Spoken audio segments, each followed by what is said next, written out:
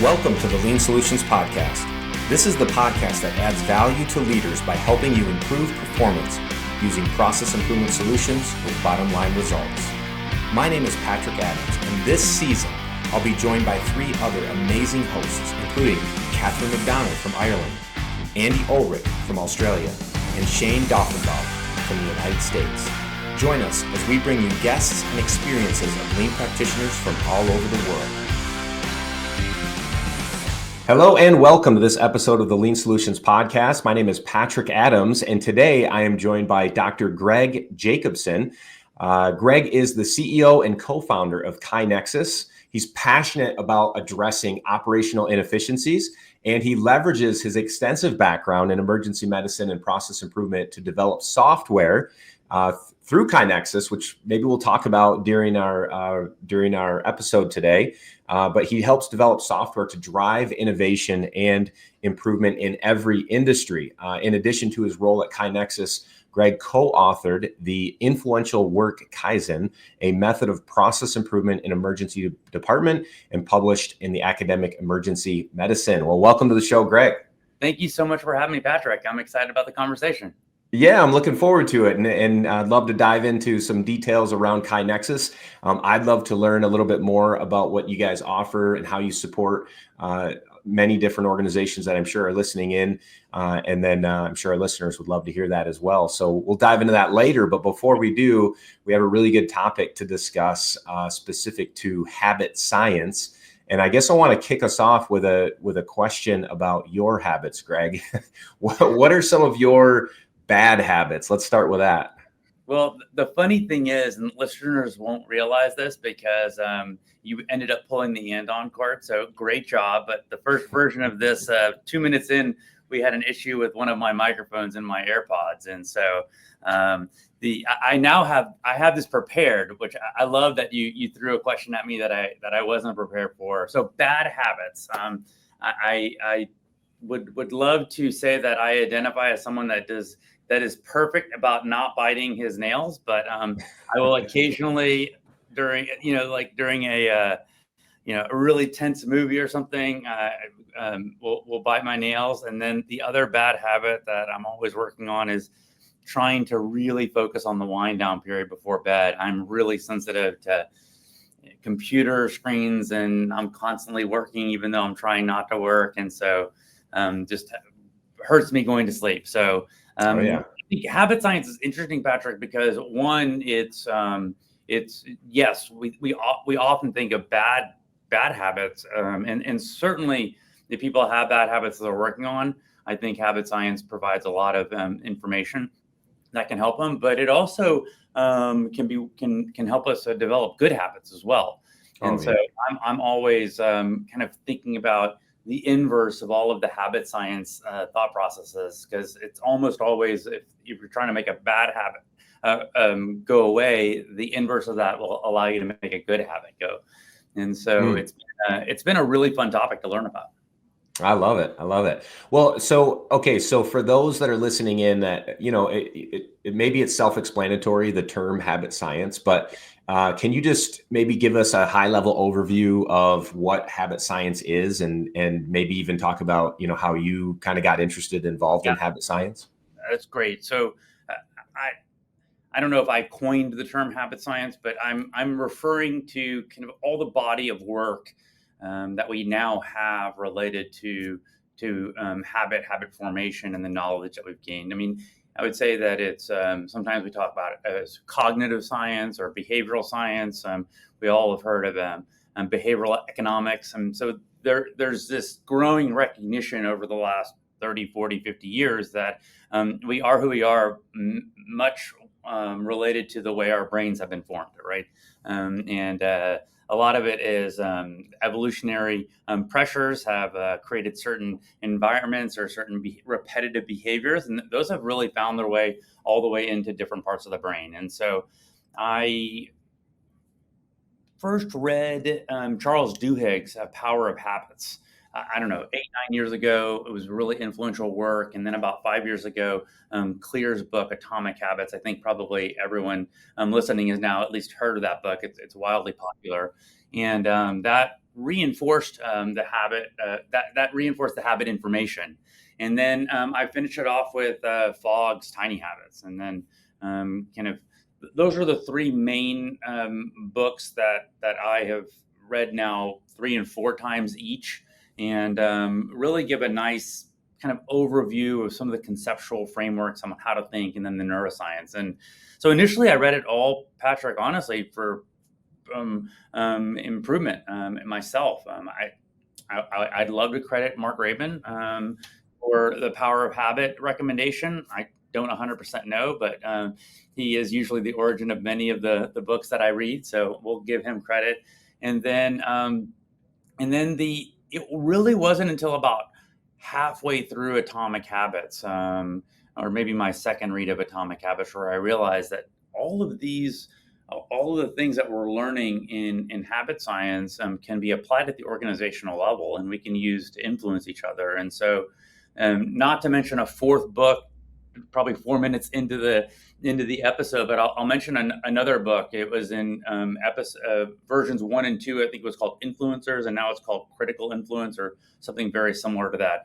But there's a lot of overlap. Probably 30-40% of the overlap in that book overlaps with lean concepts and overlaps with habit science concepts. I mean, lean is just riddled with habit science all through it, and so it's been a lot of fun incorporating that into the work we do here at KaiNexus. Oh, I love it. Love it. No, that's it's good to know just a little bit of kind of history and how you got involved in this. I've had some really great conversations with Mike Rother around the topic of, habits and obviously around with Toyota Kata and developing new habits in how we problem solve in different ways. So I'm excited to kind of hear your perspective on some of this and talk at how some of this ties in with continuous improvement in organizations. And you mentioned that, habit science is kind of woven in through continuous improvement. If we were to talk just specifically about just leadership in general, and I think about my time in the military, even just boot camp in general, like when you go to boot camp in the military, they pretty much strip all of the way that you do things is just completely taken away. So all the habits that you were brought up with, and then they reform those new habits, discipline, and other things, but they do it in a very repetitive way, the same thing every day, same time, right. And you're doing it every single day, and eventually it becomes a habit. And so when it comes to leadership, I guess, what are your thoughts just on general leadership and the importance of habits and how that filters in with just leadership in general? Yeah, well, I think great question. What's so interesting is you touched on something I hadn't thought about, but I hadn't thought about the military. I specifically read about the Navy being a really big CI lean organization, or at least certain ships are. That there's that the story of the one officer, that the general, I think, that just utilized those principles so well, utilized lean principles so well. But I think what's interesting about the military example, and I'd love to hear your thoughts about it, is one of the main principles that helps you develop a habit is identity. And I feel like that's a big part of the military, of like, who do you identify as? And so there's a lot of habit science in what you talked about, but I'm interested, how much does that, if you were to kind of think back, does that resonate? Or I'd love to hear your thoughts, or for you to riff on that. Absolutely. I mean, if I think, for me personally, I think maybe some people have heard this before, but I had a pretty rough upbringing, as a young kid coming up, and had a lot of struggles and things that I dealt with, and really I was kind of lost when it comes to identity. Like I didn't really identify in anything at that point. And so for me personally, the military was something that I really needed in my life for that exact reason. Like it gave me purpose, and it helped me create an identity in who I was, and helped me learn, some of that I have certain strengths that identify who I am, and help kind of bring some of those out. And so, not to get too deep here, but I'm 100% with you on that. Definitely the military helps to create, I think, create identity in ourselves, but also, for me, I served in the Marine Corps. In the Marine Corps, there was a certain level of pride that was just embedded in us, and that pride was tied to an identity of being a Marine. And once a Marine, always a Marine, and that's something that, like, I'll never lose. And other Marines who are listening in, they'll always have that now, and that's something that I can hold on to, and kind of, again, it's part of my identity, right? Yeah, and so I think that's what identity and identifying as the type of person that does certain actions is one of the most helpful things to get someone moving. So, for instance, I would like to. We'll talk about a bad habit. This is a really classic one. We're coming up on on New Year's, right? I would like to eat better and work out more and get in shape in 2025. Okay. Well, you could just simply focus on the goal, which is I want to lose 20 pounds and I want to stop eating these kinds of foods, which that's typically what the New Year's resolution is, right? I mean, that's like you have a resolution, and why do they fail so much? Versus, I'd like to identify as a healthy person. Enter into a place like that. I identify as a person who has a regimented way of life, and makes the bed and cleans my all my instruments, and can do 100 push-ups like the military. I'm going on that versus I'm identifying as a healthy person. Well, what does a healthy person do in this situation? Well, a healthy person would work out multiple times a week. A healthy person would make a choice onto eating, better foods versus worse foods. Does it mean that a healthy person's identity couldn't withstand missing a workout or eating bad? No, of course it can withstand that. But if you're focused on maintaining that identity, and you're always asking yourself, well, what kind of person do I want to be? Then thinking about that. And so I know it was a really long way to tie in to your question, which I wasn't actually ignoring. But how does it deal with leadership? So I think the leaders in this that are listening to this to this podcast need to ask themselves, what kind of leader do they want to be in the organization that they're in? Right? Do they want to be a leader that promotes continuous improvement and lean thinking and lean systems, or do they don't care about being identified in that way, right? Because if they don't care about being identified in that way, it's going to be really hard to get that leader or to get yourself to do the necessary behaviors that you need. And so as soon as the leader can make the association or make the conclusion, I believe doing this business model or these business practices or this lean practice or whatever you want to call all these behaviors that we're talking about is the most critical thing for the long-term health of my organization, my team, whatever the entity that they're thinking about, then all of a sudden they then think, oh, well, I want to be a leader that identifies as promoting that type of behavior. So that's a great example of how kind of shifting a little bit of a thought process versus like, oh, we have a goal of increasing revenue by 20%.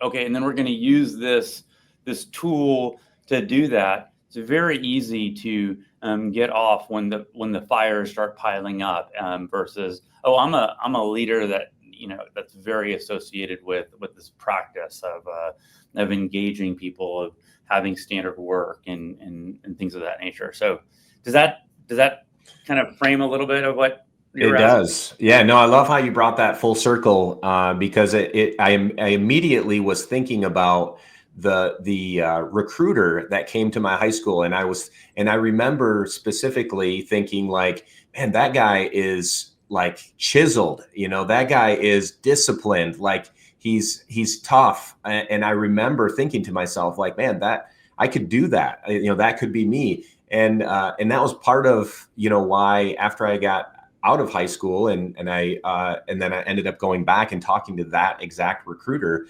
wanting to know what's the path, right, to get there. So I only say that because, again, coming back to your comments about leadership, for those that are listening in, who are those leaders that you know of that you would say that's a really great leader? And why do you say that that's a really great leader? What are the things that they do continuously? What do you see in them that actually makes them, as you define it, a great leader?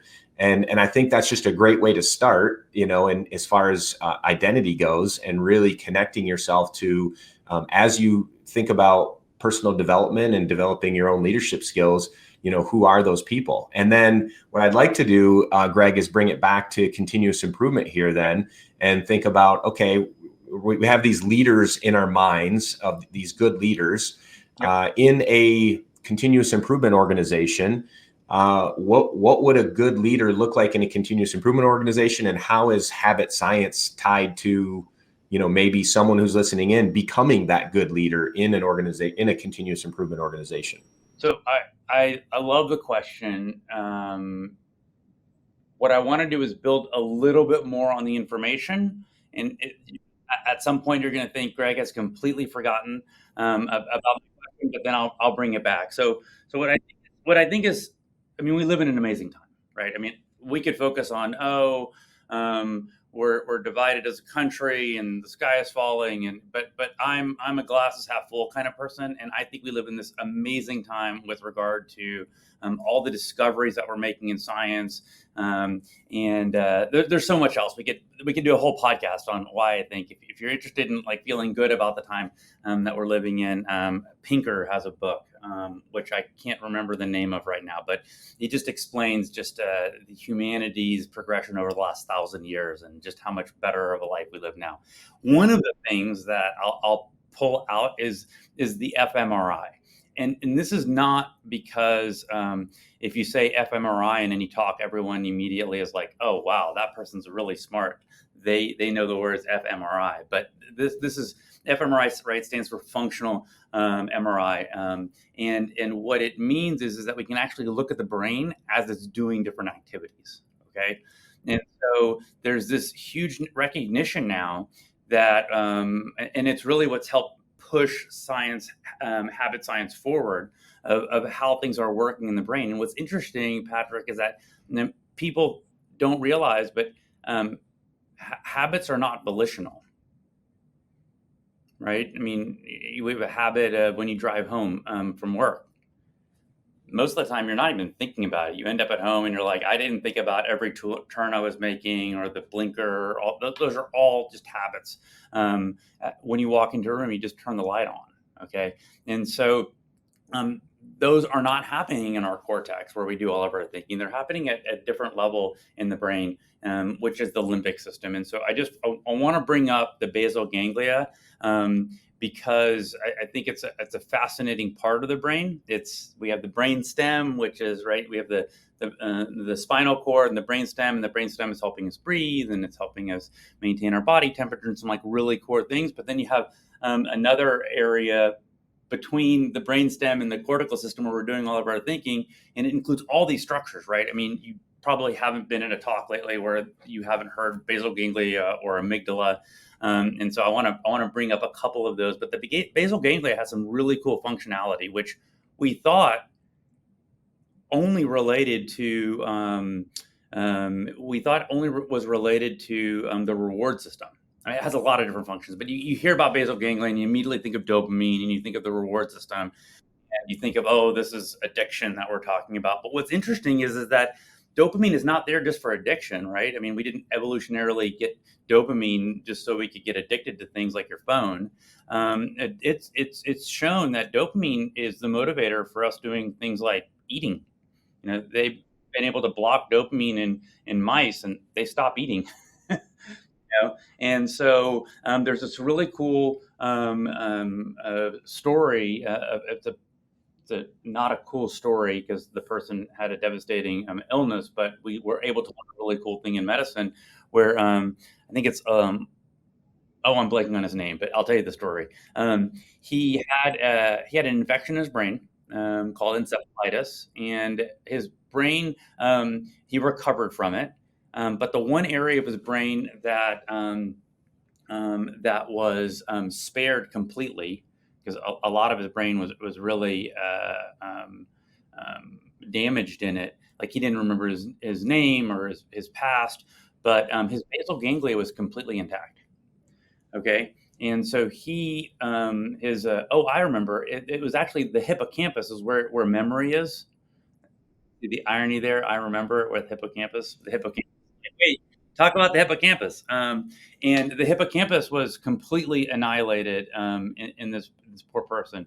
And so he was unable to form new memories.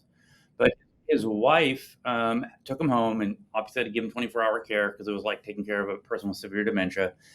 They went on a walk multiple times a day. And after about 3-4 months, she walked in the room one day and he wasn't sitting in the chair, and she freaked out. She ran around the house, ran around the neighborhood. The neighbors were like, "Oh yeah, your husband, we saw him walking like earlier today." She comes back in, and sure enough, he was sitting in his TV chair, and he had gotten up from the chair, had done the entire route that they walk and come back down. And so that they ended up realizing that it's not just the hippocampus that's keeping memory alive, it's also the basal ganglia. So the basal ganglia is a very integrally related to habit formation. And so why am I bringing that up? Because what we're trying to do with habits is we're trying to tap in to some non-cortical structures of the brain, some deeper structures of the brain, to understand how we can, I don't want to say manipulate, how we can influence the creation of habits or dampen down other habits that you don't want. And so one concept that I think is really important is what James Clear and Duhigg they refer to a little bit as what's called the habit loop.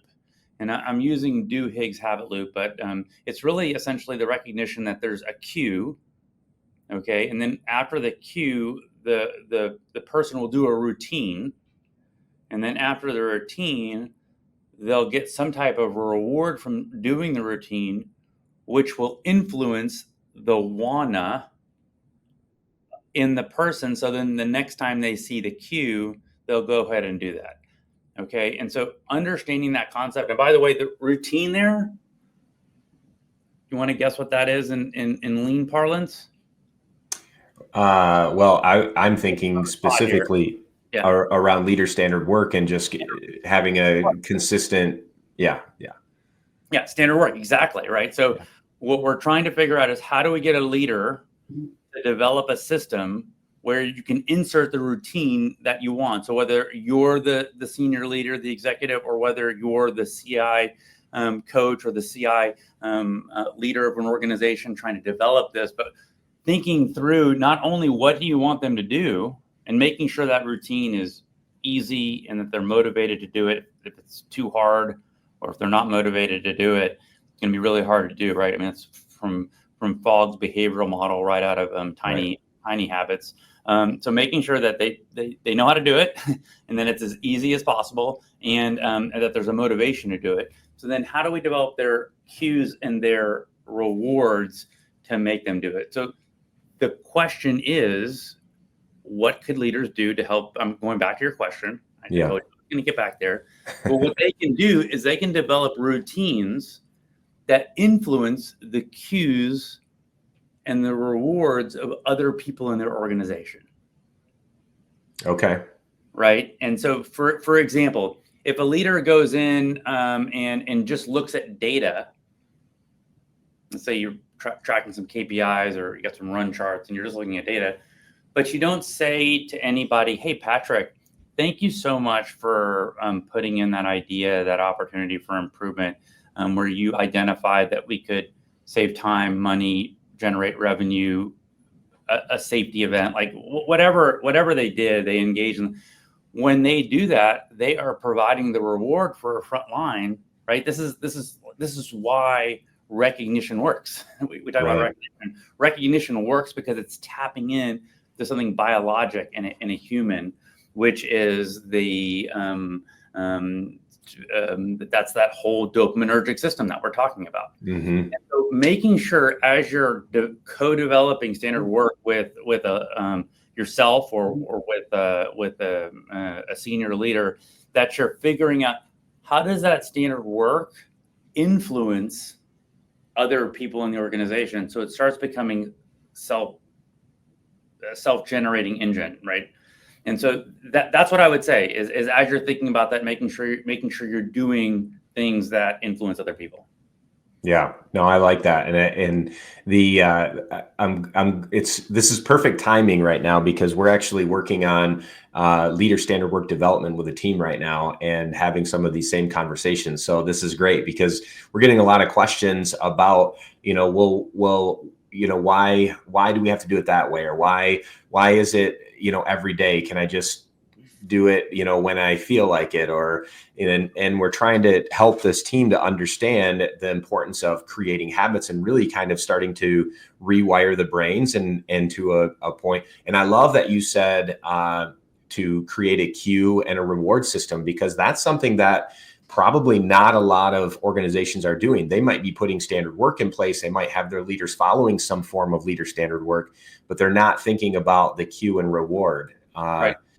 Can you just expand on that just a little bit and talk a little bit more about how we might become better at developing those cues and rewards within our teams or within ourselves? Yeah, I think, well, for one, we're really talking about sustainability, right? Because you could come up with a standard work and you can get anyone to follow it at one time. Exactly. So I always think it's funny whenever one says, well, what does a consultant say to everything? It says, it depends. And so I'll answer, I don't think, at least from what we've seen, and I'm specifically talking about several levels up from, maybe a team lead, that they have to do some behavior on a daily basis. Always. Okay. Yeah. I think though, that if you're getting more than a week without doing that repetitive leader standard work, it's going to be really hard to develop a habit. So I'll throw that out there. I think if you want to do a daily huddle where you're looking at the prior issues of the last 24 hours, coming up with the roadblocks of the day and figuring out those things, that's going to be really hard to do if you don't do it daily. It's called a daily huddle. Okay. So I wanted to kind of pull that out that because we work with a lot of large organizations, and we're trying to see, like, how can an executive in 15 minutes a week influence the CI culture of an organization? Well, I mean, that's kind of what we specialize in here at KaiNexus, and we can talk about that a little bit later. But having the ability to view, having the ability to congratulate and to recognize. And by the way, rewards do not have to be monetary. In fact, I think there's a lot of evidence that recognition is the best reward you can give, hands down. But how can they, utilize those few minutes a week to congratulate 15 or 20 people for doing great work, to nudge 5 or 10 people, hey, where are we at with this project, this opportunity for improvement, this AI, this 5S, this DMAIC, et cetera. You just now say AI, even when you don't mean to say AI, because that's how much AI on our brains, right? And so that's the, I'll just say that figuring out the right cadence is important. There's lots of cues, right? I think the best cue is time and location, right? Every day at 9 a.m. we're doing this sort of thing at this location. You're like, oh yeah, that's what we do at this time. And so I think for leaders, that's probably the best. It's interesting. I was talking to a very high up executive at a company that you would recognize if I said the name. And he said he had developed and he had put his 15 minutes a week at a time. For the third week in a row, he was unable to do it. And he was like, I've got to figure out a different time during my week to do it, because I want to identify as a leader that's helping to promote this sort of thing. So right. Constantly working and tweaking your cue is important. For a frontline. It might be the leader saying, hey, you just verbalized a problem. Why don't we go ahead and write that down, or put that in KaiNexus, or whatever the system is that you're collecting those things. It might be an email that cues someone. It might be a little sticker. It might be, we love when people on the back of their IDs have a little QR code, so you can hit your phone and put your issue or something into KaiNexus. So there's a ton of different cues, and I think figuring out and designing the right cue for the right person is really critically important. And we could, again, I think, have a huge conversation about rewards. I think I'll end it by simply stating that recognition is the number one reward that works in all humans. Hello, everyone. I am sorry to interrupt this episode of the Lean Solutions podcast, but I wanted to take a moment to invite you to pick up a copy of my Shingo award-winning book, Avoiding the Continuous Appearance Trap. In the book, I contrast the cultures of two companies I worked for. And though each started with similar lean models, one was mechanistic and only gave the appearance of lean, while the other developed a true culture of continuous improvement. The contrast provides a vivid example of the difference between fake lean and true lean. You can find the book on Amazon. Simply search my name or the title of the book. You aren't a reader? No worries. The audiobook is also available on Audible. Now, back to the show. Yeah. No, I would agree. In my experience, it's so important for sure. So one thing that came to mind while you were talking is you said what's important is consistency and time and place. And I'm going to do this every Tuesday at 9 a.m. or whatever it might be. How do leaders make sure they don't get into, like, getting into the consistency, creating a habit is one thing, but how do we not make it, where it's like I'm trying to think of the right words here, but it's not redundancy, but just like the same old thing that I'm doing every time, and it gets old. And it's like, how do we keep the energy and keep the excitement in something that we're doing every single day at the same time, at the same place? What you have any thoughts or ideas for anyone on some of that? I'm just a naturally excited person. And so I get really jazzed up when I'm connecting with people. I think human connection is the main driver for us to have self-worth. And it's interestingly enough, that's what attracted me to Lean. And I was transitioning from being a resident to being an attending at Vanderbilt back in 2004. And my chairman handed me Mizaki Imai's book, Kaizen. And he said, "You think like this. Can we teach this to residents?" And I read through it, and I was like blown away. By page 7, it changed my life trajectory. I'm an ER doctor that's running a software company. What the heck is going on there, right? And it changed it because it resonates so much that I have this predilection I love night shifts. And so I was doing these night shifts, and the one thing you can be certain is that you will not find a hospital administrator in the hospital at 2 a.m. That's the one thing that can be certain. And so one of the reasons why maybe I like night shifts is like no one bothers you. You can kind of do what you do to take care of patients. But it just made so much sense to me that the frontline ER doctor, nurse, tech, transporter, they know all the problems. I could go from patient to patient and show process problem after process problem. No one was asking me. You know what I'm saying? And then I read this book, and I'm just like, oh my gosh, wait, there's a whole body of literature related to this. And so I actually will be honest, I lost my train of thought on what you asked, but that was that's where I'm at so far. No, that's good. That's good. Well, just kind of bringing this back to Lean and CI. you may have already touched on this, but what do you think is the most important aspect of habit science as it relates to continuous improvement? So we definitely talk about identity. I think that's Yep. super important. And I think we definitely talked about habit loops. And so I think those are probably number one and number two. I think the other thing that's important to think about, oh, I know what you were talking about. You're talking about just the excitement. Yeah. How do you keep, Redundancy. yeah, Yeah. yeah. How do you keep things exciting? I think I answered that. You Like, did for sure. get jazzed up when you can look at someone and you can say, hey, your ideas matter. We may not be able to do that, but it matters, and that you're engaging in that. And so what would I say is a third thing from habit science? I think there's a realization that, and this directly comes from habit science, and it's like a 1-for-1 in continuous improvement, which is just focus on getting a tiny bit better every day.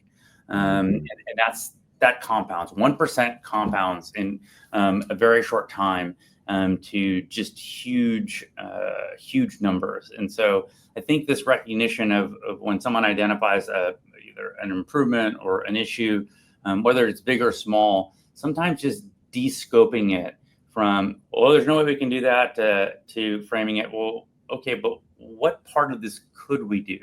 Because even getting 1% better in this process and then building off of that, so just that recognition of not trying to boil the ocean, I think would probably be the third thing that I think directly relates to habit science. Because the way you develop a habit, if you let's say you were going to go ahead and do your New Year's resolution that you wanted to be healthier, right? The wrong thing to do is on January to go run 5 miles, right? The right thing to do might literally be just putting on your running shoes and your running outfit and just stretching for a couple minutes, right? And that, you might think, oh, well, how is that going to get me to being healthier? But that's a place that you can start building off of. I think it's the exact same way with continuous improvement. Don't start off with the super most complicated, 5S process that if you actually did it, yes, every single, sensei would come and say, yes, this is exactly correct. You followed all the steps. Your chance of failure is so high there. Why not just do something? I think I heard it best when if you doing something is going to be better than like waiting to do the perfect thing, right? The enemy of good is better, right? And so I think that would be the third concept. I think that I would pull from habit science that I think is already all embedded in lean thinking. Yeah, no, that's powerful. Good. I love those points. They definitely tie back to CI in a big way, and I think everyone that's listening can definitely make the connection. And I want to, having an MD on the show here. We're going to get a little technical here, but I want to go back to a couple of the words that you kind of sprinkled in as you were talking through some of this neuroscience stuff, and maybe you can break it down for some of us that don't understand all of the terms and things. But you said basal ganglia and amygdala, and I want to hear your understanding of or I guess one or the other. What's your take on those? Can you break it down for us? Yeah, I love it. We were as we were preparing for this. Patrick was like, oh, what are kind of different topics? And I was going through them, and then I was just like, oh, it was just a total joke, because I find it really, really humorous, but humorous in a good way, because I think it's great that we're bringing in neuroscience into continuous improvement. But I think it's really great. If you're doing a presentation or a talk and you're not bringing up something with anatomy, like, you're just missing out. And so, like, what are the two structures you hear about? I mean, I threw out hippocampus also, hippocampus memory, basal ganglia. There's some memory in there, but we're thinking basal ganglia, reward systems, and habit formation. And then the other one you hear about is amygdala. And so I was just playing around, and I threw into some AI. I was like, if the basal ganglia and the amygdala were to have a fight, who would win? And the first answer was that is not a question that you can really answer, because you don't really have I had to explain to it, like, no, I'm playing around, and I'm having fun here. And so it went into this huge description. Well, the basal ganglia is a complex of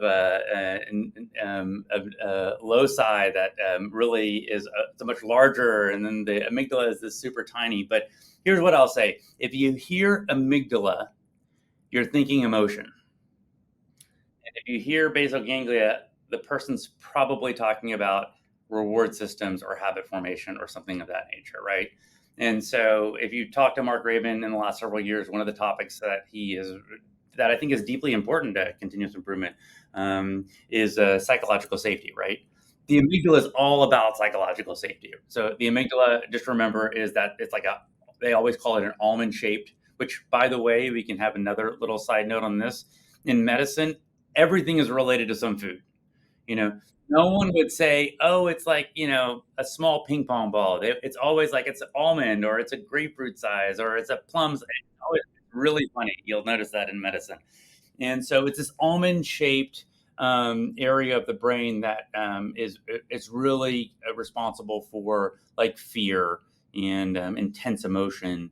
And so I think the amygdala is a really important thing, because if people don't feel psychologically safe, they're not going to engage in kind of this systems thinking, this lean, philosophy practitioner that we're talking about. Basal ganglia is also important.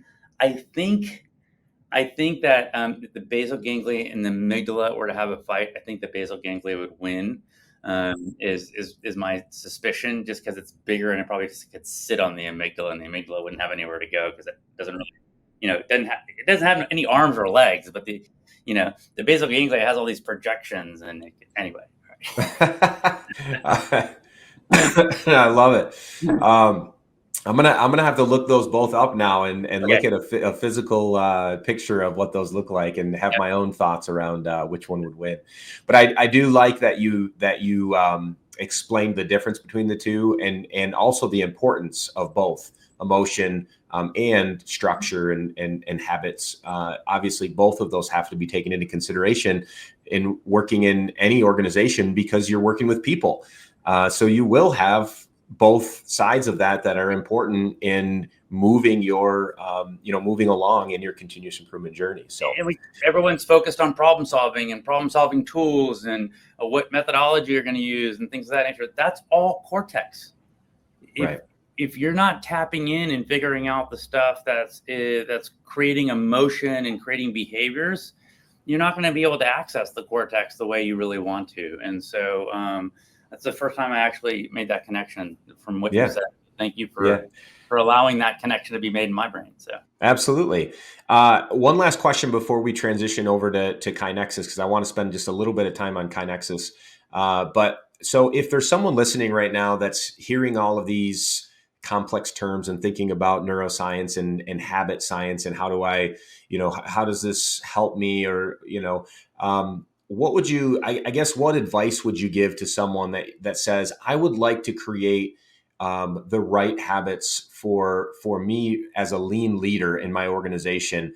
What would the starting point be for someone that says, right now I come to work and it's all fires and I'm running around and it's just craziness, but I want to get intentional about the right things that are going to help me create and support a lean culture. Like, where would they start? What should they do?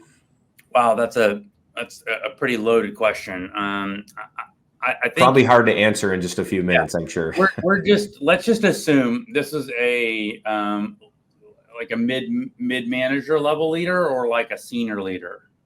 I would say mid manager. Probably the majority of our listeners fall into that. Mid manager leader, that they have anywhere between, let's say, 5 to 300 people, that kind of potentially, depending on the size of the organization.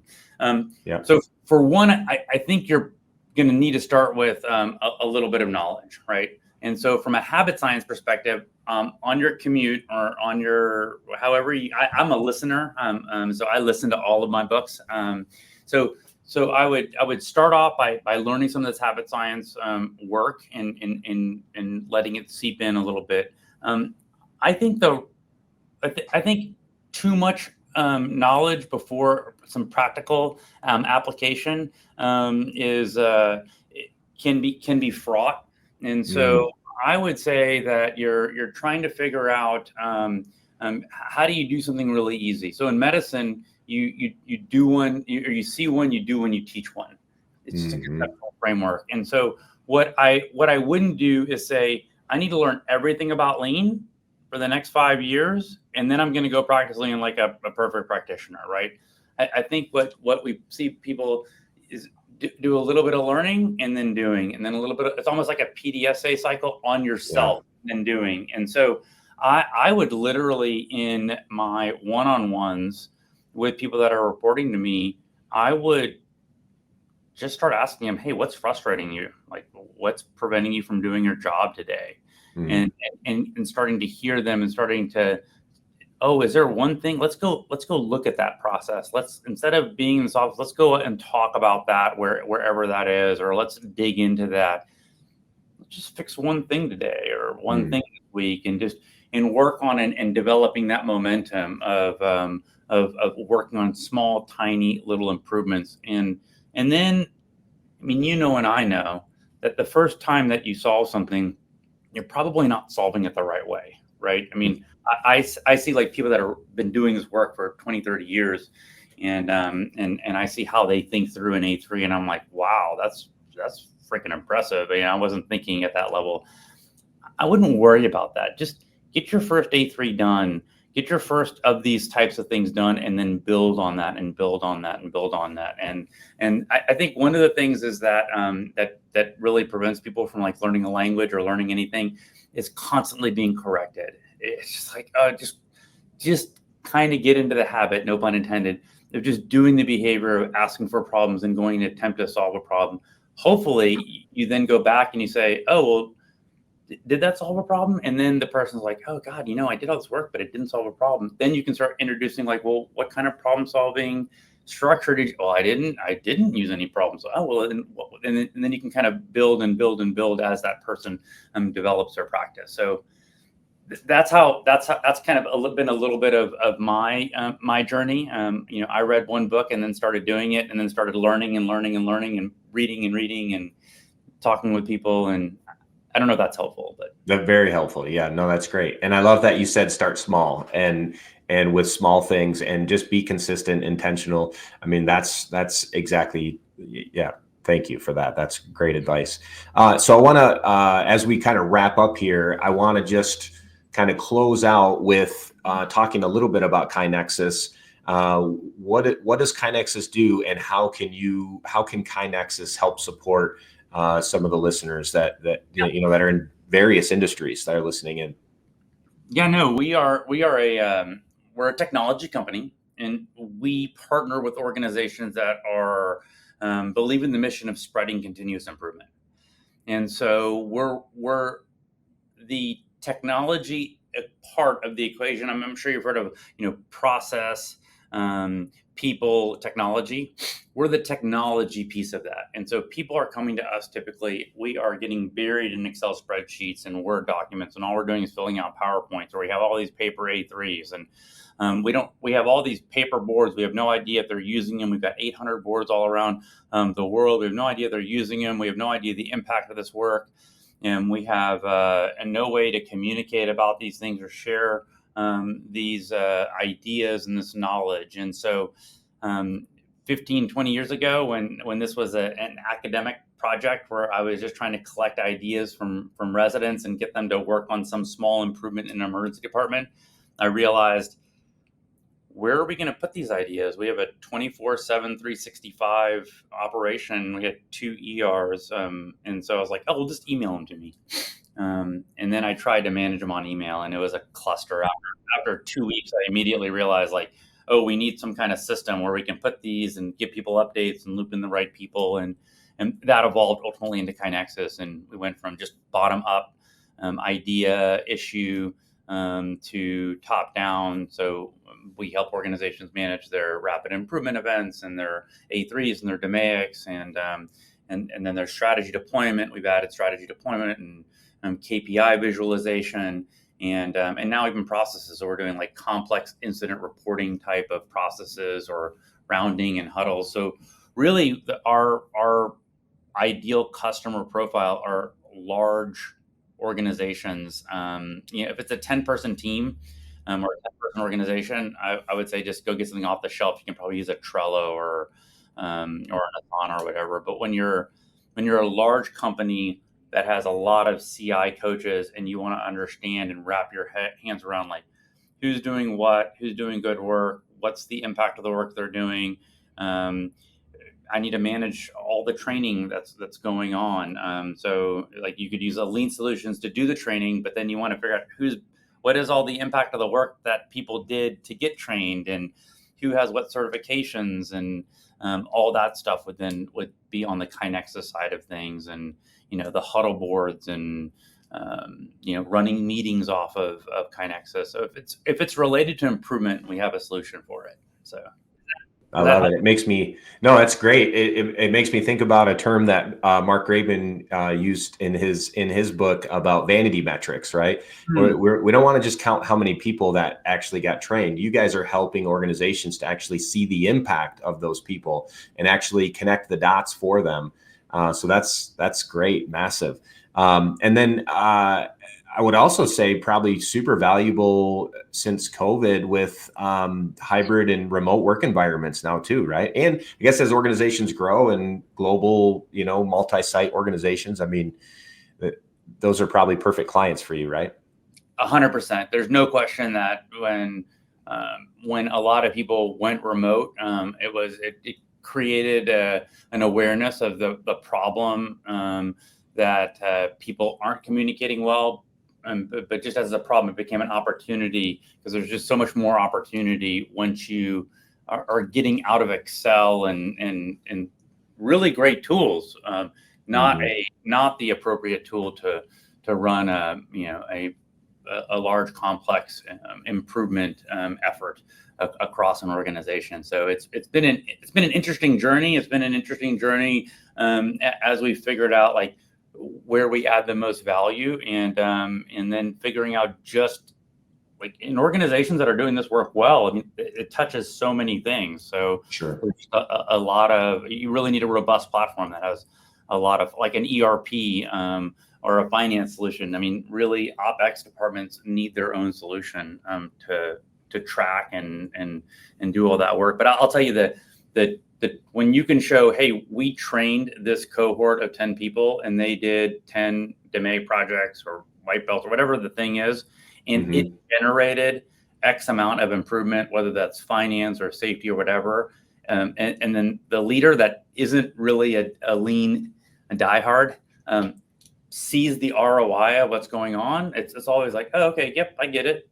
Patrick is doing his thing and having this big impact, but they can see kind of the how it's hitting the bottom line, if you will. And I'm careful not to say it's just finance, but it's right, also, right. But it also includes, satisfaction, which directly relates to customer and employee retention, and safety, which as a physician is, that's the one that pulls out my heartstrings the most. So. Absolutely. Oh, that's great. Greg, if anybody wanted more information about KaiNexus, where would they find that at?